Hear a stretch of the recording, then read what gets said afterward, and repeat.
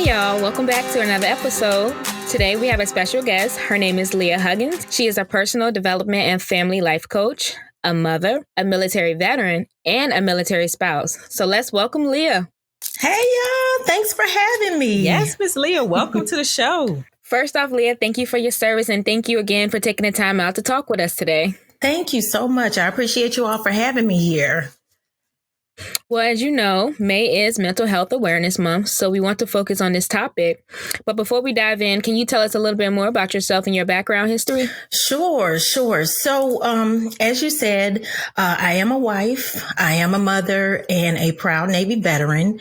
My husband, who was also in the Navy, he was deployed twice to Iraq. And as a result of his experience, he was diagnosed with PTSD, post-traumatic stress disorder. That also came with depression and anxiety. And this affected him emotionally and mentally. And as a way to cope with his condition, he began to drink more and more. And the smallest things would become the biggest fights for us. And because of the alcohol, he became verbally abusive, and physically aggressive. So this is something that we struggled with for years. In our marriage, we had extreme highs and we had extreme lows, and eventually I developed what's called secondary PTSD. And that is something that's very common in caregivers of people that have experienced trauma. I became withdrawn and disconnected. And there were days that I was too depressed, to even get out of bed. I was angry. I was upset with everyone. And because of that, my relationships suffered, with friends and family and coworkers. I thought everything was about me. I thought everyone was against me. On top of that, I lost my dad to cancer. He was my best friend and my biggest cheerleader. And he was a main source of emotional support to me. So understandably, 2016 was like a terrible time for me. I was in a dark place, and I knew that I had to come out, but I didn't know how I was going to do that. So I began my journey, and it started out with my faith, basically. As I began to work on my relationship with God, I realized that I was also working on my relationship with myself. And I began to build myself up by studying the things that I was going through and the things that I wanted out of life. So I just started studying and reading. I started journaling. The secret that I found out was that regardless of what was going on around me, that I am the only one that is responsible for my happiness. And the moment that I took control over my life, everything started changing, including my relationship with my husband, because I changed my focus. And so this is what brought me here. This is what I want to do. I want to help women with the same issue, because there are so many of us that are going through different versions of the same thing, especially in the military, where there's cases of mental conditions, like PTSD and depression and anxiety. It's so common, in the military. So that's the reason that I started coaching, because it's so common. So to be able to help is such a blessing to me. Oh, okay. So did that journey start, with, did you start that journey on your own, or was it like you and your husband started realizing that, hey, we need to make some changes and coming together and doing that? Or was, like I said, did you start it, on your own and then kind of bring him along as the process went on? So my husband is the type that he needs to figure it out on his own. And so that's what I did. I took the journey myself. And I realized so basically that he's a man. Right. There you go. I took the journey myself. And once I started to get myself together, I treated him a little bit, I was treating him different. I was treating myself different. Because I was being nicer to him, we were able to relate, a little bit more. We were able to get along better. That's where it started. And he would see things that I was doing. I love watching, inspirational stuff in the mornings, especially. So, I would be watching, Joyce Meyer or TD Jakes. I love Stephen Furtick. So I would watch him too. And my husband would see the stuff that I'm watching. He would be watching it too. He just wouldn't say anything. And then later on, maybe in the week or maybe another time, he would say, I was talking with my friends and, we were in the garage and we were talking about the same stuff that they were talking about on TV. And I was able to help them with a problem, because of the stuff that you listen to. So he picked it up. He picked it up, but it started with me understanding that I needed to make the change myself for myself. And then it just trickled over to him. Well, that is awesome. I mean, both of y'all are like a living testimony, just walking through, because I'm pretty sure that had been a big strain on you guys' marriage and everything like that. How many years have y'all been married, by the way? We have been married 20 years. 20 years. Whew. Yes, that's goals right there. Yes. Definitely. So yes. What was that moment that sparked you going from, obviously focusing on yourself and making a change and then focusing on your marriage, and then like having that moment where you just realize, you know what, I need to take this and apply this to where I can help other people, use my story to help other people. Like, what was that transition for you to realize that you could just take that personal experience and, and help many others who may be going through something similar? So, my husband is always telling me about how he's always talking to his friends, about the things that we talk about, the things that we do, just common practices around the house now. And he's always, giving them, I don't know if it's giving them advice, but basically, they're having their man talk in the man cave. And he helps them with the things that, that we talk about and the things that we do. A lot of them, like I said before, a lot of them are in the same situations where they're dealing with PTSD. They have their own way of coping with it, whether it's alcohol, whatever it is. And then the wives have the same issues going on where the wives, they're fed up, they don't want to deal with it anymore, things like that. Or if they're in a struggle, they want their marriage to work, but they don't know how, they don't know what to do. And so, it really just came from that, from seeing how much we have in common, especially with the friends that are around us. But like I say, once I realized that I don't want to say everybody's going through it, but the fact that it's so common, I realized, this is something that can help. We were laying in bed one morning and my husband got a call and his friend was just in a dark place, and he helped him. And I said, this is what we need to be doing. For me for sure, I know it was just confirmation that this is what we need to be doing, that we're put here for a reason. We came out for a reason, and that's to help somebody else.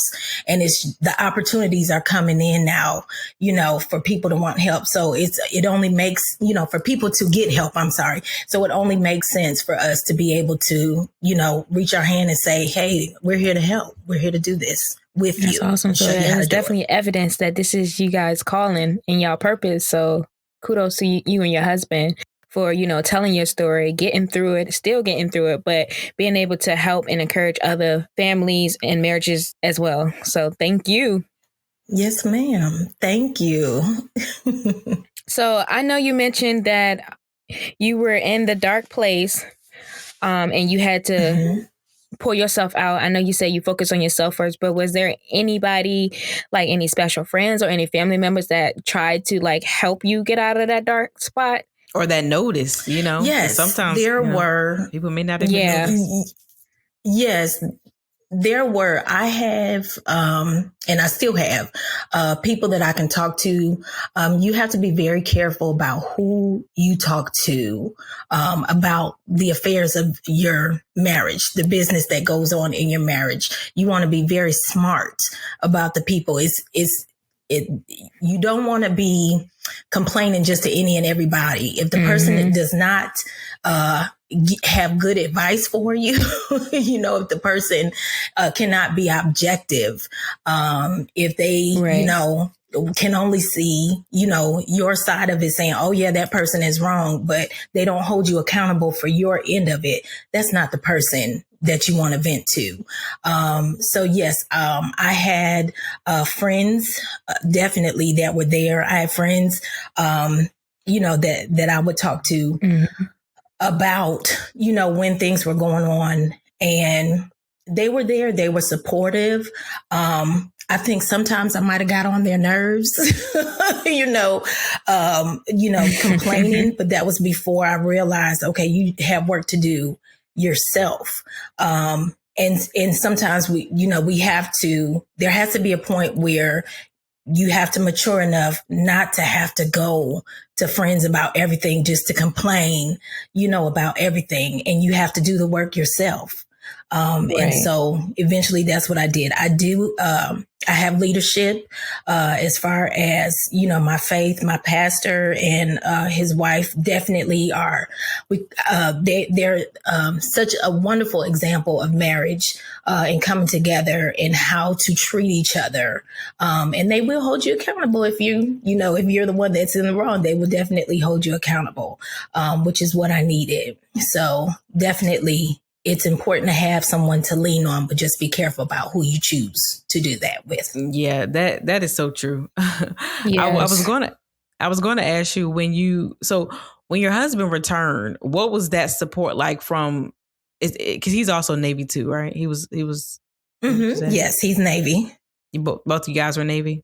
Okay, so when he returned, what was that support like from the Navy for you guys, or was it did you kind of feel alone, in terms of trying to help him recover from everything that he'd seen and been through? So, yeah, his diagnosis actually did not come until after he retired. So he went, like I say, he went twice. The first time he went was 2002. And then he went again, I want to say around 2011, 2012. So when he came back the first time, I really didn't notice anything different. I take that back. The only thing that I noticed different about him, he would pace. He was very nervous. He would pace back and forth, and he didn't sleep a lot. He would be up in the middle of the night. I'll turn over in the middle of the night and he's, up on the phone, or he's watching TV, or, so we didn't notice right away. And then, as time went on, one thing I will say, having thought of this, one thing I will say is that PTSD, the mental condition, I don't want to say it like that. It does cause issues. It does cause issues within the marriage. However, we had issues. We had real issues. And I can't just say, it's all because of his PTSD that we were arguing and doing all this stuff. We had real issues within our marriage. However, dealing with the PTSD, dealing with the drinking, it just it magnified it and made it worse than what it should have been. So that's one, I believe that is definitely one effect of PTSD. It magnifies what's already there and just makes it worse. But yeah, that was it. We really didn't notice it. It was not given an official name, until after, he got out of the military. Or right before he got out. It was close to the time that he got out, that he was actually diagnosed with it. So, yeah, we knew, I just knew that he drank a lot, to be honest. I just knew that he was drinking a lot and we fought a lot. But as far as knowing that it was conditioned, it wasn't until towards the end. The military did. I do know that, like, towards the end of the deployment, they do have kind of like a going home meeting where they kind of teach you about readjusting to life. And I'm sure they did this, when he was coming home from Iraq. I'm pretty sure they did this, but they do like a readjustment, kind of like a meeting or a conference kind of thing where when you come home, they kind of help you to get back into the swing of things. They teach you about getting back into the swing of things when you get home. But once he did get a diagnosis, they do offer, he did go to counseling, medicines, things like that. So they do provide stuff, but it's on you, as far as what you do, whether or not you take it, what works for you. And it was up and down with him. It was up and was down. Was he initially receptive to, the diagnosis and, whatever treatment they prescribed to him? I believe he was. But it's a matter of taking the medicine. The constant reminder, hey, did you take your medicine today? But yeah, it's on him, whether or not he would do it. If he's in a place where he's drinking a lot or binge drinking, then it's less likely that he would have taken the medicine, at that time. So I can kind of tell, I can kind of gauge, looking at him, okay, how long has it been, since you took your medicine? But yeah, he is for his health. I will say that he is for his health. And he does take good care of himself, exercising, working out. When he does stay on top of his medicine, he's very good at it. So it's just a matter of being in the right place, in the right, mindset to do that. Mm-hmm. Okay. And what about you? Because I know you mentioned, dealing with secondary PTSD.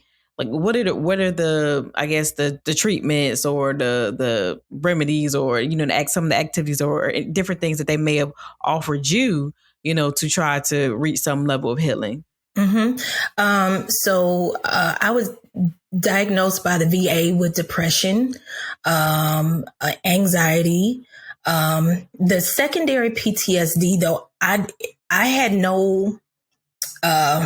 I didn't know that there was such a thing as secondary PTSD. I was actually in my car and I was listening to a talk radio show, and this lady called in and she was trying to get advice about, dealing with the same situation that I was.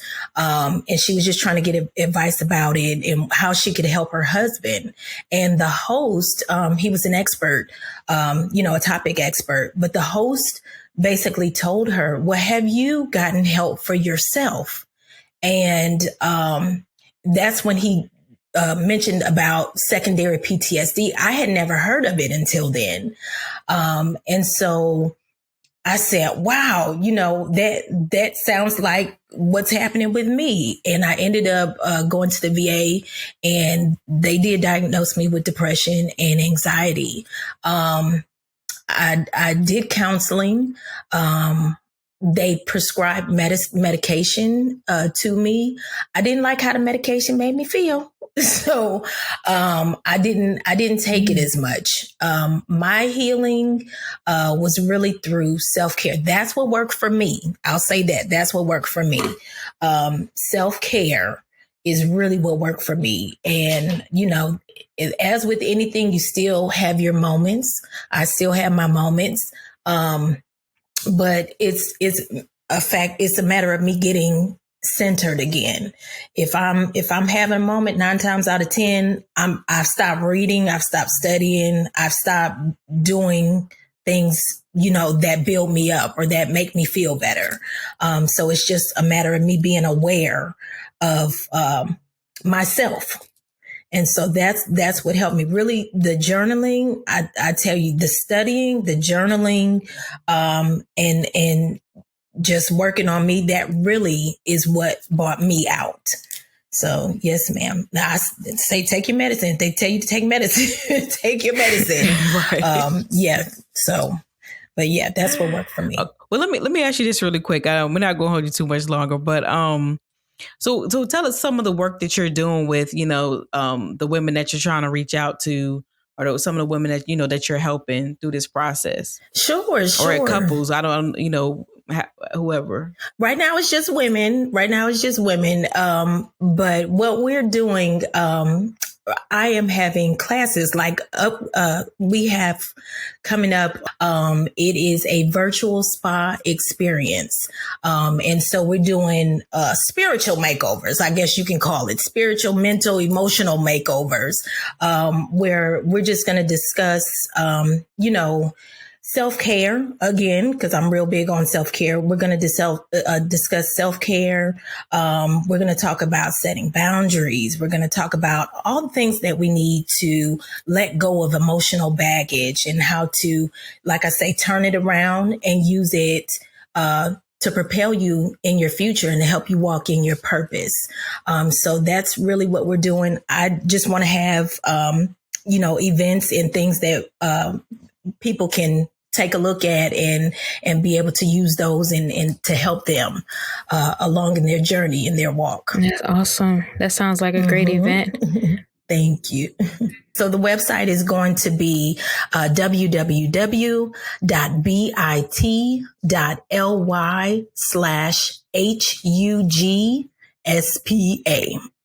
So www.bit.ly/HUGSPA. All right.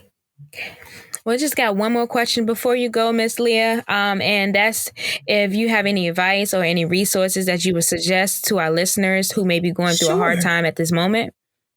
Sure. Self-care, like I said, I cannot stress that enough. Self-care, finding out what works for you.